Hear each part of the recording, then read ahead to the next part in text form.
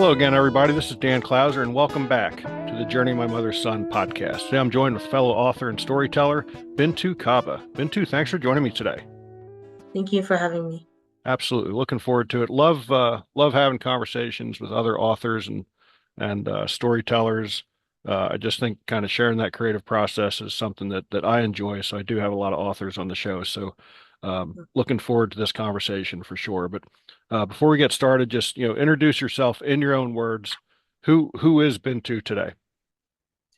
Like you said, I am a storyteller.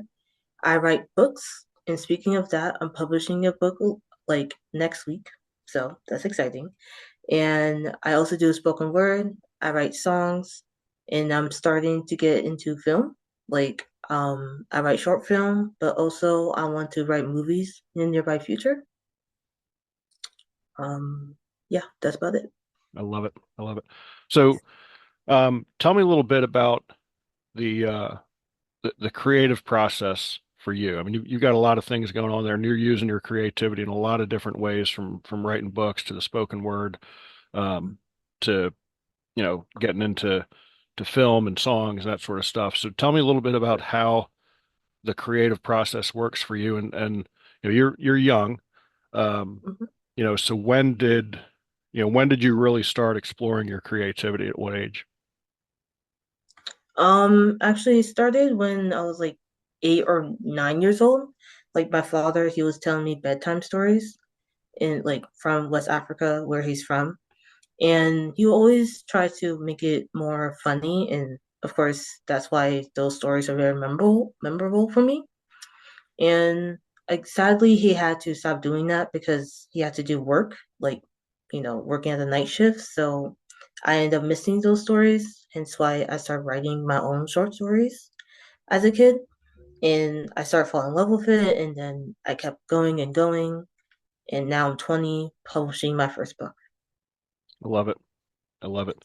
So the book that's coming out, or actually will be out by the time this podcast comes out, what's the title of it, and um, you know what is it about? Is it a bunch of short stories put together, or tell me a little bit about the book itself? Sure. So the book is the first book in the series. It's called Tragedy in the Tides. It's about a princess named Selena, and she realized that her mother died because of mermaids and sirens. And because of that, she goes on this whole revenge journey. And after she meets the king and queen of the sea, like she starts to feel like she needs to forgive them in order to move on with her life. And honestly, okay, listen, I don't want to say too much because like it You goes want you way in want depth people to into buy the the book, book. honestly. Right, exactly. And I don't want to spoil it. So, um, yeah, it's like a revenge story. A revenge story with a token of forgiveness at the end. I love Yes. that.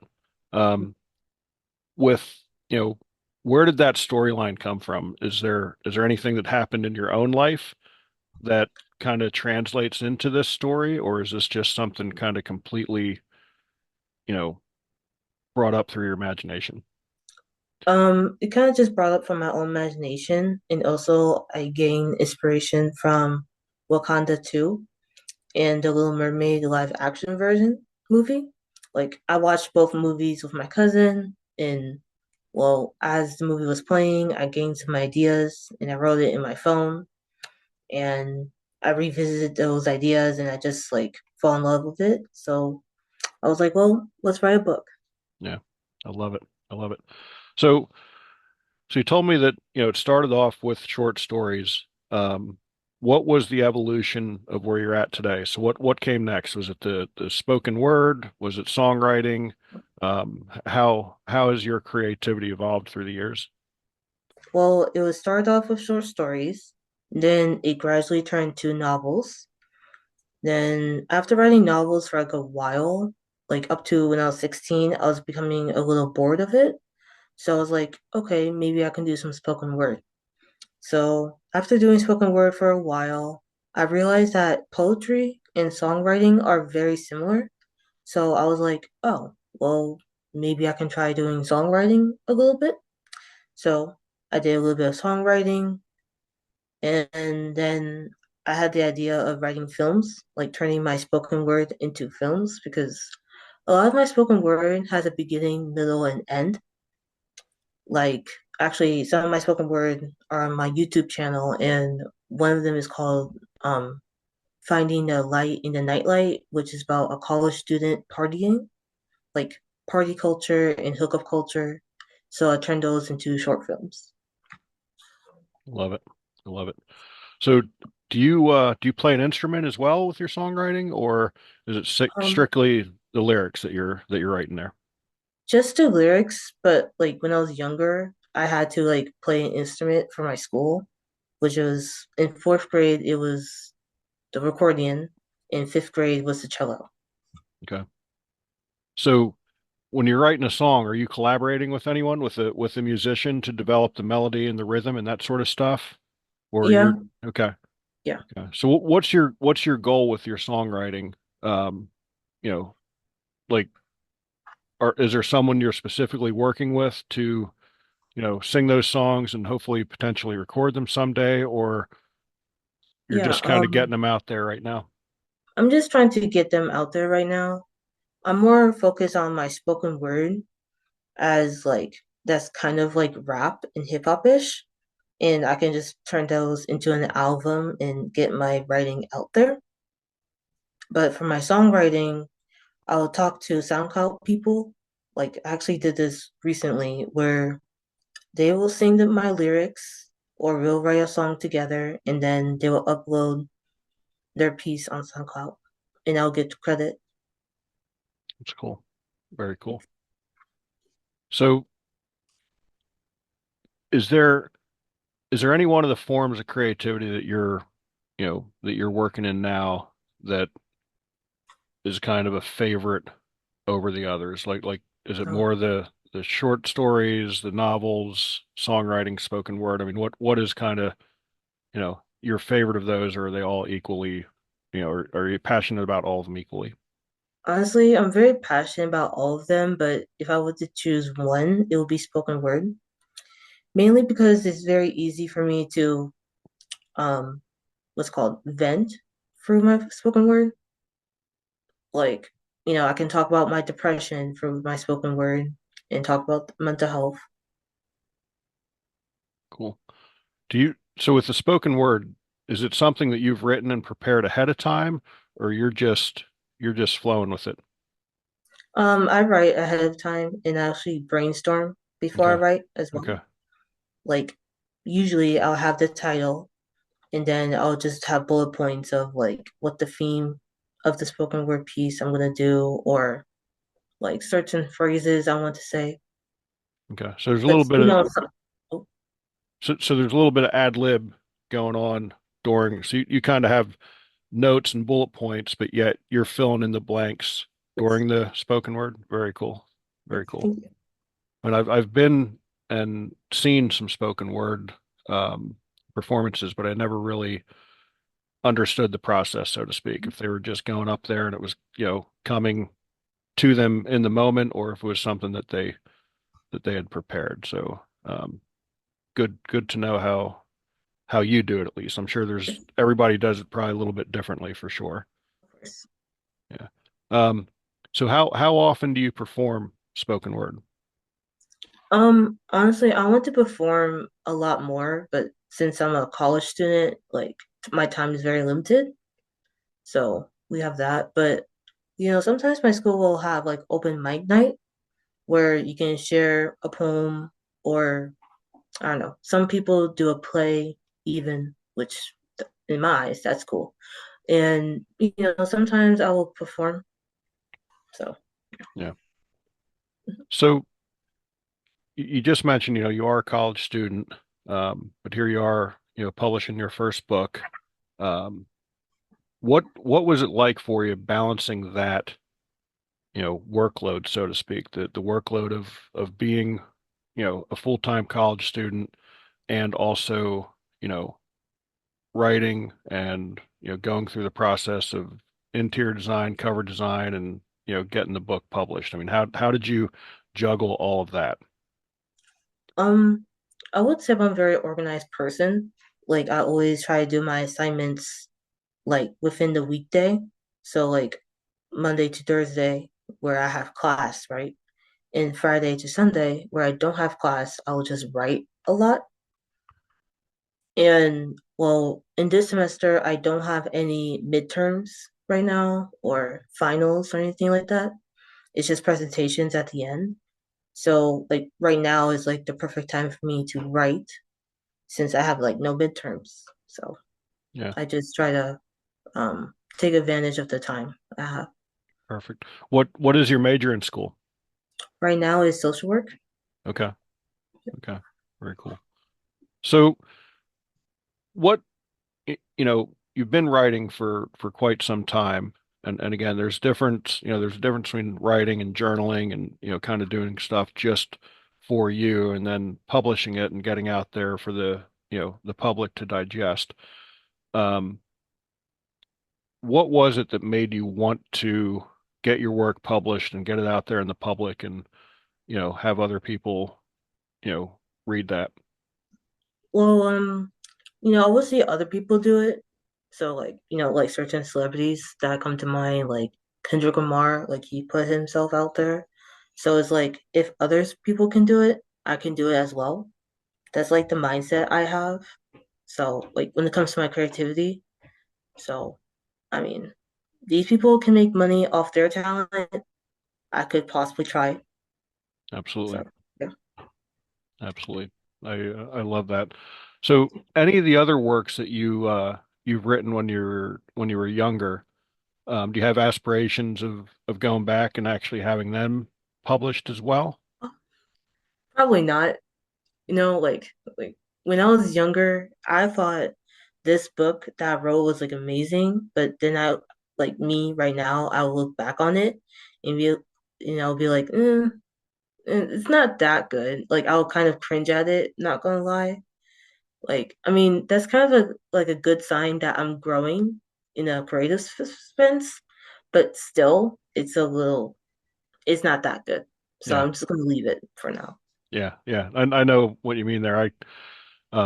When my wife and I were downsizing and getting rid of all of our stuff to move into the RV and start traveling, I came across a lot of little short stories that I wrote when I was like 15, 16 years old, and read through them. And Um, again, like you, I was writing, looking at them and just kind of critiquing myself and seeing how I'd evolved as a writer. I mean, a lot of grammatical Right. stuff and, stuff like that, you know, wasn't right in those. So I did end up giving them to my daughter, No. just to hang on to. But it's interesting to see that, and I'm glad we can all, look back and, you know, see the progress we've made as writers and as creatives over the years for sure. But it is kind of, you know, funny going through some of that older stuff if you still have access to it, and, Right. looking at it and being like, yeah, I thought this was really good when I was that age, but Right. now as I read it, it was, okay at best. Right. Right. So so um with the film writing, um again, in school there, are you doing any sort of film classes, or like what's you're writing a screenplay and trying to get it, into a short film or an independent film or something like that. You know, what is the end game of that process for you right now? Right now, I don't really have much of a goal. Like as I said before, I'm more into spoken word than film. Nothing wrong with film writing, of course. It's just who I am, I guess. I'm more into spoken word. But um, yeah, like I would love to have my film be turned into like a YouTube video one day. Actually, earlier this year, I was planning on going to Atlanta to meet up with a director and have that turn my film into reality. But sadly, that didn't work because like I have school and work, and the director wanted to do another project. Like I don't know, it was like a play, and she was like traveling. So we were just like, okay, let's just hold on to this project, and then when the time comes, we'll just do it. Love that. So, you know, tell me a little bit about um, the process for you as you're writing. Um, because I know for me as I'm writing, a lot of times it's very cathartic, it's very therapeutic. For myself before I even get it out there. So tell me what Mhm. that process is like for you as you're writing. As I'm writing my spoken word, or Honestly, any of it really. okay. So let's do my book. So because my book's coming out like next week. Yeah, it's actually very therapeutic like because my book talks about grief and talk about how you deal with your lost one, which unfortunately I lost my friend 6 years ago. So it's like a coping method for me. And yeah, like it just very actually is very mind blowing how my book's gonna be out there, like on Amazon. So it's like, oh, my stuff is gonna be out there. It's like a mixture of feelings of excitement, disbelief, nervousness, happiness, like joy is just all emotions in one. Yeah, yeah. Very cool. And again, like I said, very much the same for me. And it's interesting you talk about grief because a lot of my writing, I mean, in addition to the books, I write, blogs a lot, and a lot of my um kind of quote unquote more popular blogs are actually, come from a point of grief. For me at least, it's one of those things that kind of sparks that creativity and again, it's a coping method for me and a therapeutic method for me to write about my grief, um, Yeah, and put it out there and hope that it helps others, of because course. I think we all go through grief and we all process it in different ways. So if something that I write helps someone else process their grief, and helps them heal from it Right. quicker, then I find that as a success for sure. hmm So And actually, as you were talking about like helping those with your writing, actually after my book is published, I'm hoping that I can work on my spoken word album that talks about me leaving a toxic environment. So, I talk about my depression, my like my toxic how my toxic ev- sorry, my toxic experience. Living was peaceful people, but like I yet want to go back to the toxic place because like I'm so familiar with it, if that makes any sense. yeah, And yeah, I just talk about my experience. So hopefully I'm able to do my album and that helps people.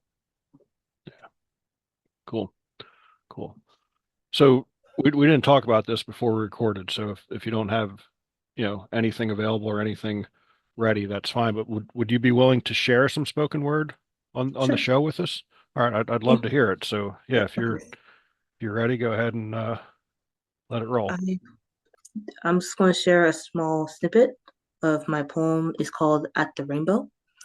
After the rainstorms, I can finally say my soul is warm, no longer cold from the harsh words that make me feel like I'm winning third. I reach at the rainbow where my true self glows, my smile glowing too, my heart sings the blues, but I ain't blue. Every hue tells its tale of battles won, and I did not fail. In the red, I find my fire. In the orange, my true desire. Yellow shines like the yellow sun, reminding me that the pain is done. Green is for the new life I have found, and the blue is peace all around. Indigo, indigo encouraged me to look in my heart and whispers, "Don't let your dreams depart from you and your soul as they make you feel whole." I love that. That's beautiful. Thank you very That's, much for sharing that. mhm, of course. Very cool. So, Bintu, is there anything that we missed that you'd like to share with the listeners before we start to wrap things up? Um, nope. I mean, you could find my book on Amazon within a few weeks. It's called Tragedy in the Tides. Okay. And do you have a website as well that people can find you on? No, not yet, but I Okay. am more active on Instagram, which is BIN number two underscore rights number one. Okay. And I'll put that in the show notes so people can just click on it and find you, for sure. So that brings us to our final question. As you know, the subtitle of the podcast is Many Little People in Many Little Places, which comes from the opening lyrics of the Michael Franti song Gloria, which go, when many little people in many little places do many little things and the whole world changes. So it's one of the little things that you're doing on a daily basis to make the world a little bit better place. Make the world a better place. Honestly, just give a compliment to someone. I feel like giving one compliment will go a long way for most people. Yeah, that's it. I agree. And that is such, that does go such a long way for people because you just have no idea what they're going through, Of course. during that day and just, telling them you like their shirt or their outfit Mhm. or, holding the door open for them, any of that sort of stuff, I think definitely goes a long way. So I love that you're doing that. And I love that you understand how important that is at such a young age as well. I don't think there's a whole lot of, you know, 20-year-olds who really comprehend that, at such a young age. So I love that answer for sure. Um, Love the conversation. Loved, being able to kind of compare notes on creativity, and I wish you the best of luck with the new book. For those out there listening, be sure to check out my other podcasts and blogs at journeymymotherson.com. While you're there, take time to check out my Pay It Forward program, where you can pick up a copy of one of my books, and Sandy and I will donate it somewhere during our travels. And again, Bintou, thank you so much for taking the time. This is a great conversation. It's nice being here.